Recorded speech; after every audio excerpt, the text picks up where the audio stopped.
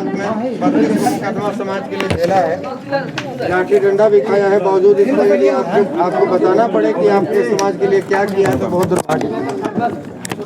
दूसरे समाज के लोग पूछते तो अलग बात थी, लेकिन जिस समाज के लिए 12 साल से संघर्ष किया, 3 दर्जन मुकदमा झेला।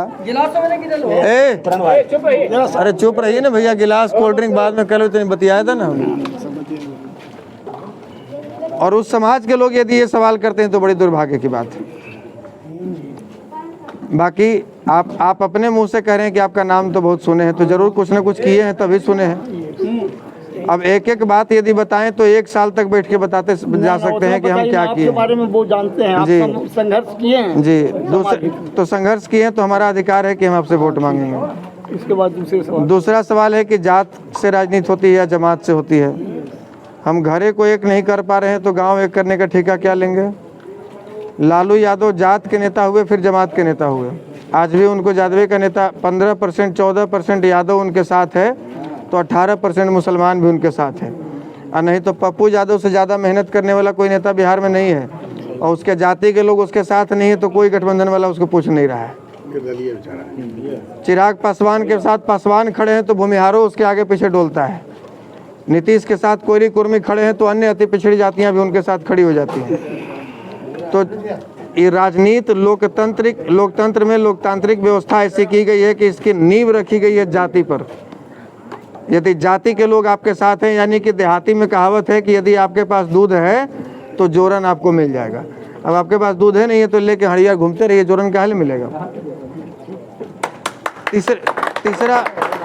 तीसरा सवाल जो है कि आप डायरेक्ट सांसद बनने की क्यों कोशिश कर रहे हैं, पहले जिला परिषद या विधायक बनते। तो हमारा कोई क्षेत्र नहीं है कि हम मुखिया की तैयारी कर रहे हैं या वार्ड की तैयारी कर रहे हैं। और ये भी तय है कि हम आजीवन चुनाव नहीं लड़ने का। सांसद विधायक और वार्ड पार्षद तो छोड़िए, जितनी प्रतिष्ठा हमको मिल गई, इसी गांव में पूर्व 2 बार के सांसद रहे, घूम कर चले गए, कोई एक आदमी घुमाने वाला नहीं मिला। हम वार्ड और मुखिया भी नहीं बने हैं और हमारे लिए लोग 3 घंटा से इंतजार कर रहे थे, इतने सारे लोग। तो ये प्रतिष्ठा पाने के लिए सांसद विधायक बनना जरूरी नहीं है। उससे ज़्यादा प्रतिष्ठा हमको यहाँ से लेकर बिहार के हर कोने में और भारत के हर कोने में मिलता है। सूरत में पहली बार गए और एयरपोर्ट पर 110 4 व्हीलर से लोग रिसीव करने आए थे। ये अलग चीज़ है कि कहाँ कहाँ क्या मिलता है। लेकिन अब बात रही चुनाव की, तो हम पब्लिक प्लेटफॉर्म पर, सार्वजनिक मंच पर हम कई बार कह चुके थे कि हम आजीवन चुनाव नहीं लड़ेंगे। चूँकि नेताओं के बारे में जो लोगों का परसेप्शन बना हुआ है, जो लोगों की धारणा बनी हुई है कि नेता मतलब फ्रॉड, नेता मतलब फरेब, झूठा, भ्रष्टाचारी, नेता मतलब, ये लोगों के दिमाग में ये परसेप्शन बना हुआ है। हमको लगा कि नेता बनने का मतलब है इतना मेहनत करके और फिर लोगों के मन में यही धारणा बनवाना कि ये भी नेता है। आज भी कई गांव में घूम रहे हैं तो कुछ बैकवर्ड समाज की महिलाएं कह देती हैं, अरे सब तो वोटवे मांगे आवत थी, ओकर बाद दिखाई नहीं देवत थी, सबके वोट दिली, हमारे नली गली न बनल। वो बेचारी नहीं जानती हैं कि मतलब हमारा संघर्ष क्या रहा है, इसलिए वो सवाल करती हैं। उनको लगता है कि फिर कोई नेता आ गया वोट मांगने के लिए। लेकिन जब सैकड़ों बार जो व्यक्ति सार्वजनिक मंच से कहा कि हम चुनाव नहीं लड़ेंगे, बावजूद इसके आपके यहाँ वोट मांगने आया है, तो इसके पीछे कारण ये है कि हम भी इसी जहानाबाद लोकसभा में पैदा लिए हैं। हम भी बाहरी नहीं है, यहाँ के लोकल हैं।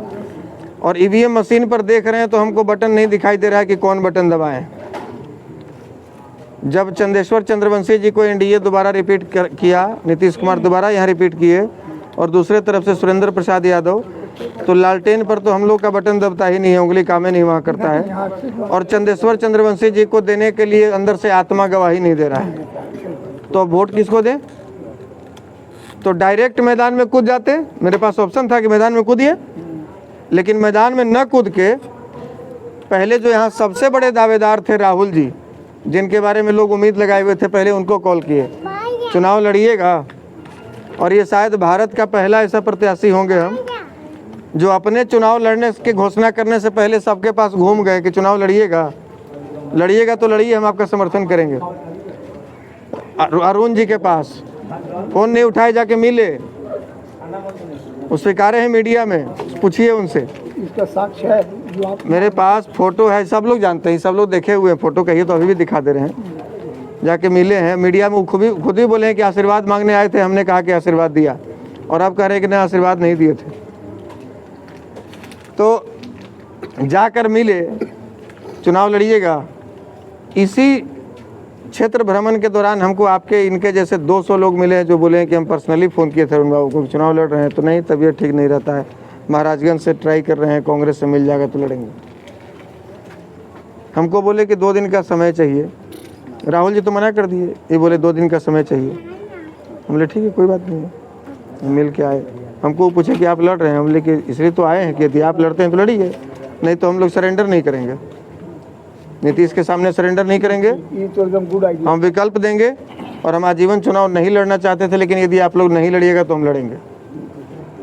हम विकल्प देंगे, 1 वोट आए चाहे 1 लाख आए, चाहे जीत हो या हार हो, लेकिन हम विकल्प देंगे, हम विरोध दर्ज कराएंगे, मैसेज देंगे ऊपर लेवल पर। तो बोले 2 दिन का समय चाहिए, मीटिंग कर रहे हैं। 2 दिन के जगह पर वो चले गए दिल्ली, तबीयत खराब के बहाने। लालू आवास पर उनकी बैठक हुई।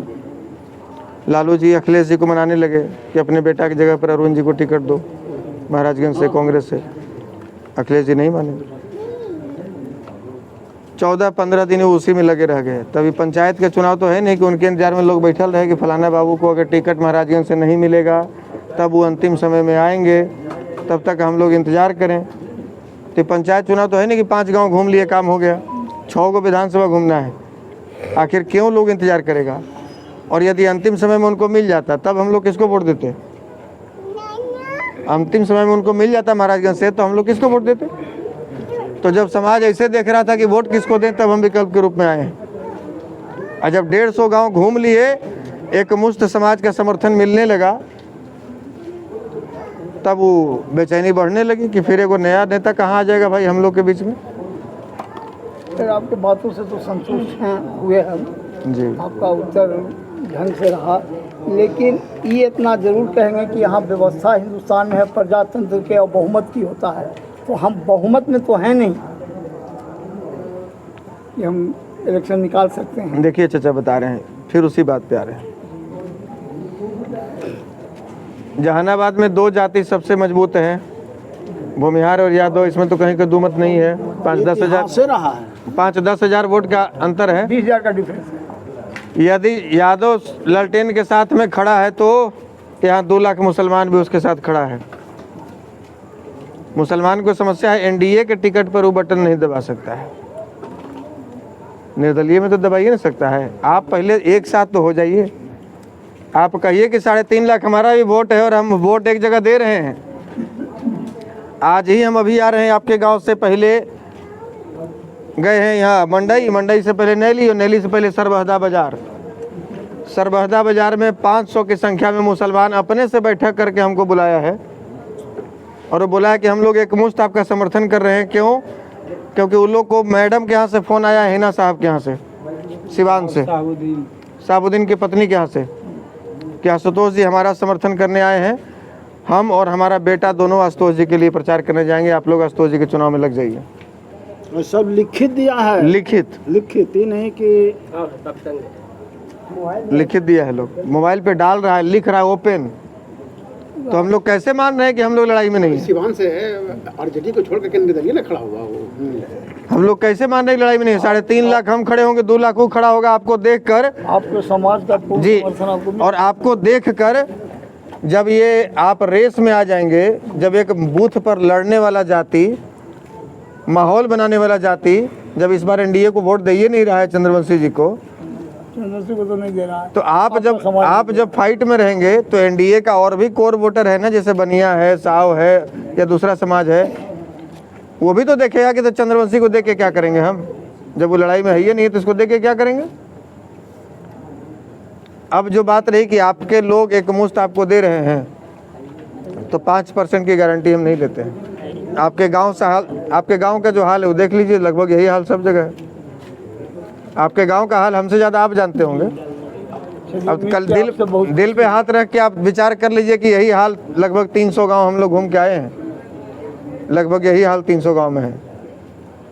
तो 5% की बात नहीं करेंगे, 10% की नहीं करते हैं, लेकिन 90% समाज आपका इस बेटे के साथ में है। और वो 10% वो कौन लोग हैं जो आज अरुण बाबू चाहे कोई फलाना बाबू नहीं हो आते ना, तो वो हो सकता है कि ईर्ष्या में सुरेंद्र यादव को दे देते, वो हो सकता है चंद्रवंशी जी को दे देते, इधर नहीं देते।